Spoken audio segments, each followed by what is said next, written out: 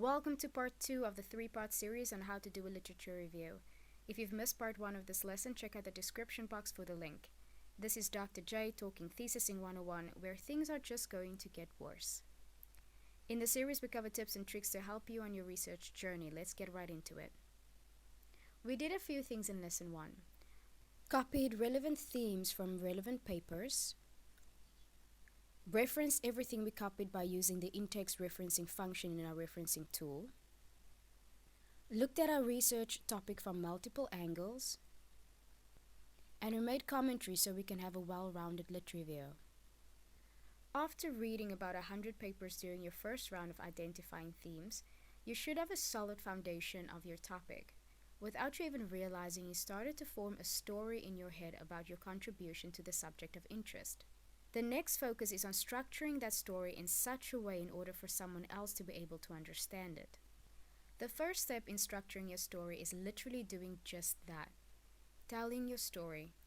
Call a friend, your mom, sister, whomever you are comfortable with, and try to explain your project to them. This should be about a 10 to 15 minute exercise. It's best to do it face to face or via video call.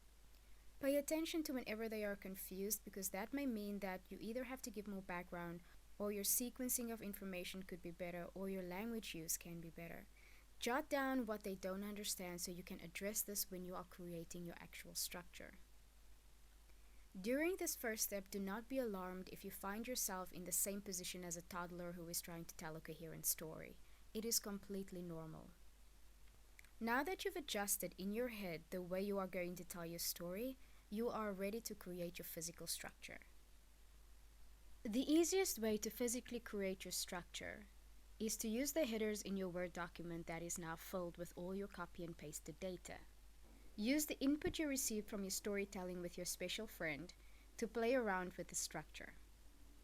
For instance, going back to our example where our topic is understanding how ready the primary school child is to receive technology in the classroom, you may find that before you speak about the digital native in the context of the school, you may first want to speak about why it is important to classify the different generations in the first place. The great thing about MS Word is that when you drag the heading, it will move all its content with it. Next, on your structure building, you may want to talk about the characteristics of what makes one generation different from the next. Since that is the second theme we would like to talk about, we can move it to below the classification theme. As you can see, the characteristics have a few subheadings, so when moving the main heading, MS Word will automatically move the subheadings too. Now that your reader understands the importance of labeling, you may want to speak about why a label is important in the context of a school system. This will be taking it one step closer to your topic and what you are trying to achieve. By creating your structure this way, you can easily promote or demote headings or themes the way that it suits your story. For instance, the potential theme Digital Natives Think Differently to Digital Strangers were originally a main theme, but you can demote it to a sub-theme under the main theme Impact of the Digital Native in the School System, because it would make more sense there. Continue the structure building until all themes have a home. Only then can you move to step 3, which is actually writing your literature review. Before we get to the next step, however, another option for creating a structure is to create a mind map. A mind map is a very common method most of us should be familiar with. Mind mapping takes a considerable amount of time longer to do than the first option, but it is very useful for those researchers who really struggle with storytelling and who requires a more visual stimulant. This is also very useful when you have many themes and sub-themes that are fragmented and you don't quite know where what fits in, or if it is relevant at all. There are many ways to do a mind map. You can use sticky notes where one sticky represents a theme or sub-theme and you can physically move themes around. You can write it on a window with a non-permanent marker. I often use this method when I'm assisting students and there is no whiteboard around.